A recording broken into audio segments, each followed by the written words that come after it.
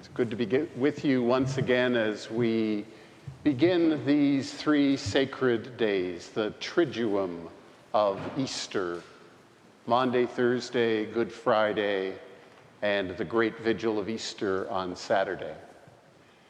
Thank you, Nathan, for the privilege of the pulpit, and it's wonderful to be with you in rainy Portland, a real change from Vancouver, British Columbia, where I come from, he said ironically. Now, every 30 years or so, Passover, Ramadan, and Easter coincide in the same week. Only happens about once every 30 years, and guess what? This is one of those years. So it is a holy week indeed for these three living faiths that share many scriptures and some traditions. And the coincidence of these three observances, Holy Week, Ramadan, and Passover, brought to mind an occasion, it's a couple decades ago, when I was hanging out with Archbishop Desmond Tutu. Let me tell you the story. The Archbishop was in Vancouver, British Columbia, with other Nobel laureates, Shirin Ebadi, the lawyer, human rights advocate, one of the first female judges in Iran, and Desmond's great friend, His Holiness, the Dalai Lama. There are a number of events that were planned through the time that they were in Vancouver, including conferring honorary doctorates on these three Nobel laureates at two of the universities in Vancouver. Each of the laureates was assigned a local steward to accompany them throughout the visit. I got a phone call one day and they said, "Would you mind hanging around with Archbishop Desmond Tutu for 4 days while he's here?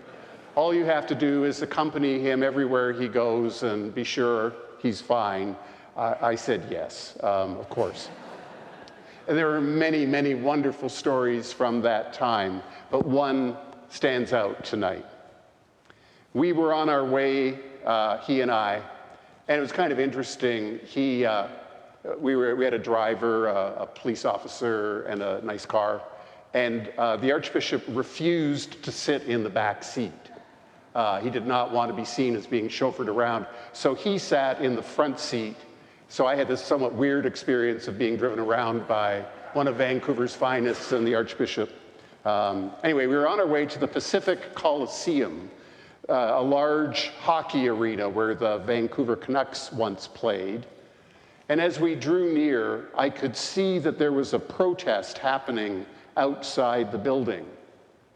It was a group of fundamentalist Christians who were protesting the appearance of Archbishop Tutu with the Dalai Lama.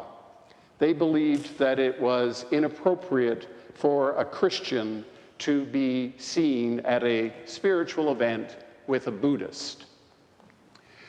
I was kind of embarrassed that the Archbishop had to see this, so I began to sort of give him a little context of religious life in the lower mainland of British Columbia.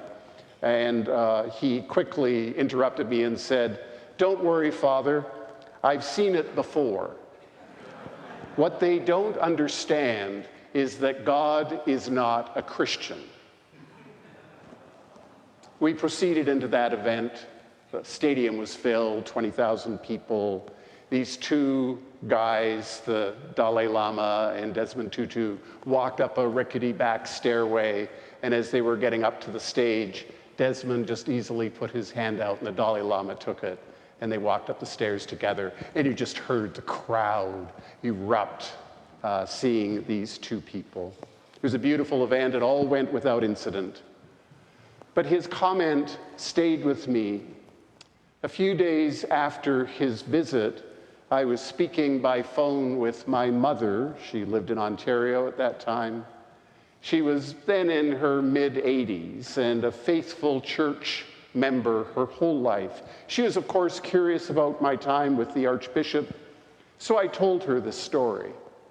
When I repeated the line, "God is not a Christian," There was a pause, and then she said, "Would you please say that again?" So I did, and she thought about it. And in conversation a couple days later with one of her friends around the same age, similarly devout Christian, my mother said, "Peter told me that Archbishop Tutu said God is not a Christian." And her friend laughed and said, "Well, of course he's a Christian." Didn't get into the gender thing at that point. But for my mom and me, something shifted in our minds and our understandings with Desmond's comment. I never thought about Christian faith exactly the same way again. Indeed, I doubt that it was Jesus of Nazareth's intention to be the founder of a religious faith. He lived and died a Jew. He would have been very familiar with the Passover account we heard as tonight's first reading. Like all observant Jews then and now, the account of the Passover, when they left their lives of slavery in Egypt, would have affirmed that God is in the business of liberation. God is in the business of freeing oppressed people. Over the centuries, we've made Jesus so churchy. I remember a liturgy on a Maundy Thursday evening where the preacher said something like this. "On this night," he said somewhat piously, "when Jesus ordained the apostles and presided at his first celebration of the Eucharist," and I thought, "Oh God, no, give me a break. That's not what happened, I don't think." I mean, even tonight's first hymn, which I love the tune by Gibbons, but it's really problematic. "Thou who at thy first Eucharist didst pray that all thy church might be forever one." Well, it wasn't a Eucharist, I don't think. And I'm not sure he was praying for the church in any way that we understand the church, because it didn't exist then.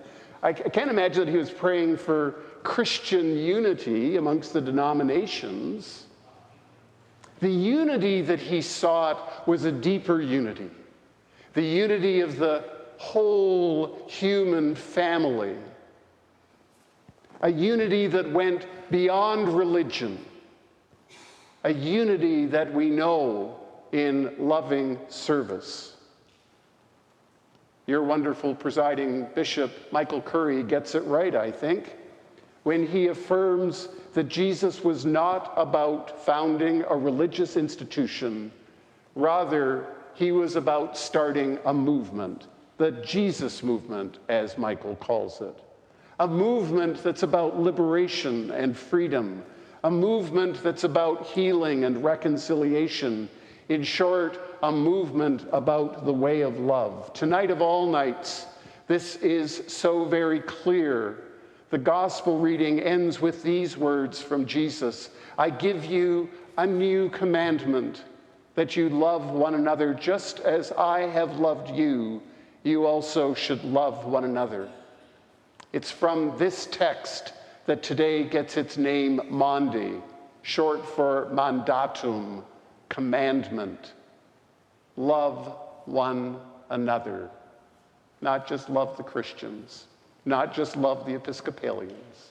Love one another and serve one another.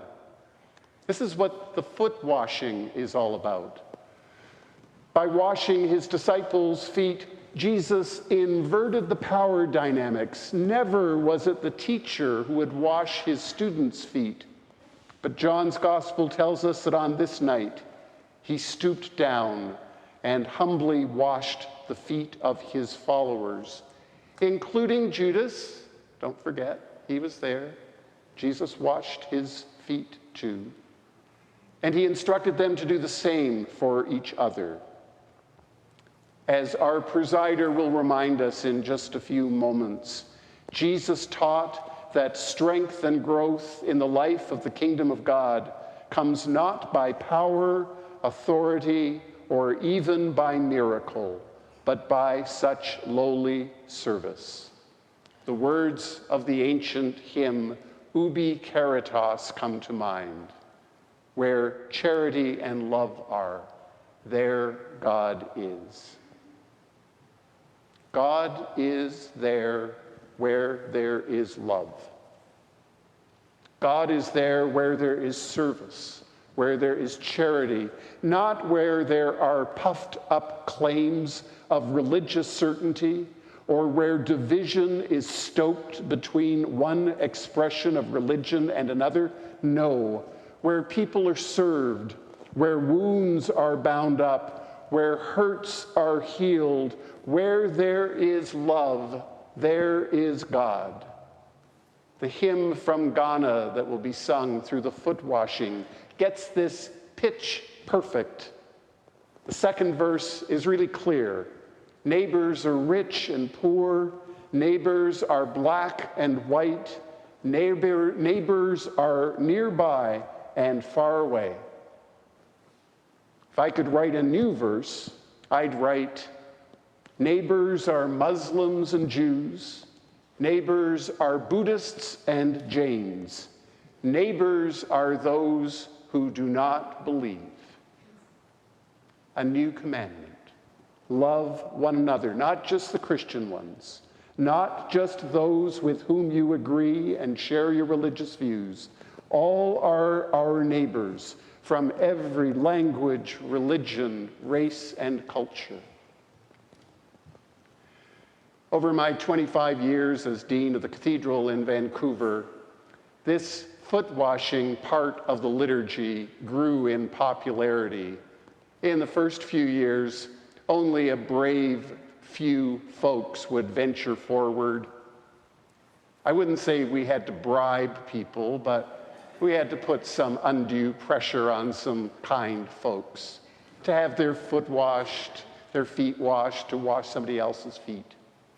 But over the years, more and more people came forward, finding this simple but intimate action as a way to express solidarity with each other, solidarity in our humanity. It was a symbol of the way that we'd like to be in community. But it took a long time. It took longer and longer every year. The choir sort of sang the whole music library and still would run out of stuff. And we had to omit other parts of the liturgy to keep the liturgy not to go on all night. Particularly, we omitted the prayers of the people. Now, this one year, I remember I was the presider at the liturgy, the first person to wash somebody else's feet, and the final person to get my feet washed. And when I had my feet washed this particular evening that I'm thinking about, the liturgy had already gone on quite a long time.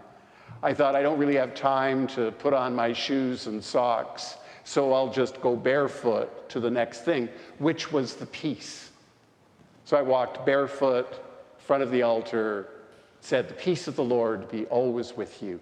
And in that moment, I remembered the story of Moses at the burning bush, told to take off his shoes because he was on holy ground. Dear people of God, we stand on holy ground this evening as we reverently remember the last earthly night of Jesus, his prayer that we all may be one, and his commandment to love one another. We stand on holy ground tonight as we imitate him in this act of loving service. And then after communion, we watch as he's left alone, betrayed, forsaken.